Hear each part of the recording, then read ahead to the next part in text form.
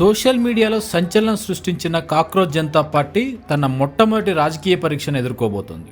2 వారాల క్రితం స్థాపించబడిన ఈ కొత్త రాజకీయ ఉద్యమం నేడు ఢిల్లీలోని జంతర్ మంతర్ వద్ద తన తొలి భారీ నిరసన కార్యక్రమాన్ని నిర్వహిస్తుంది. చికెన్ మసాలా పార్టీ వ్యవస్థాపకుడు అభిజిత్ దీప్కే కొద్దిసేపటి క్రితమే తాను ఢిల్లీలో దిగినట్లు సోషల్ మీడియాలో పోస్ట్ చేశారు.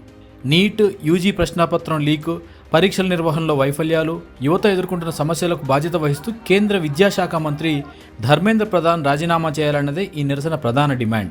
ప్రత్యేకంగా జెన్జీ యువతలో పెరుగుతున్న నిరాశ, నిరుద్యోగం, ద్రవ్యోల్బణం, విద్యా వ్యవస్థపైన అసంతృప్తి ఈ ఉద్యమం ప్రతిబింబిస్తుందని పార్టీ నేతలు చెప్తున్నారు.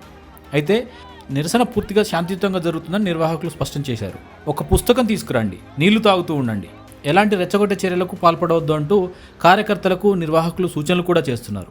మరోవైపు ఎలాంటి అవాంఛనీయ ఘటనలు జరగకుండా ఢిల్లీ పోలీసులు భారీ బందోబస్తు ఏర్పాటు చేశారు.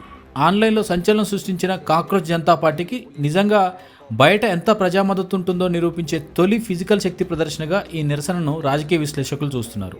ధ్రువ్ రాఠీ, అరవింద్ కేజ్రీవాల్ వంటి ప్రముఖులు ఈ ఉద్యమానికి మద్దతు తెలుపగా, విమర్శకులు మాత్రం దీని వెనుక అసలు ఉద్దేశాలు ఏంటి అన్న ప్రశ్నలు లేవనెత్తుతున్నారు. మరి సోషల్ మీడియా సెన్సేషన్గా మొదలైన ఈ ఉద్యమం నిజమైన రాజకీయ శక్తిగా మారుతుందా లేదా అన్నది రాబోయే రోజుల్లోనే తేలనుంది.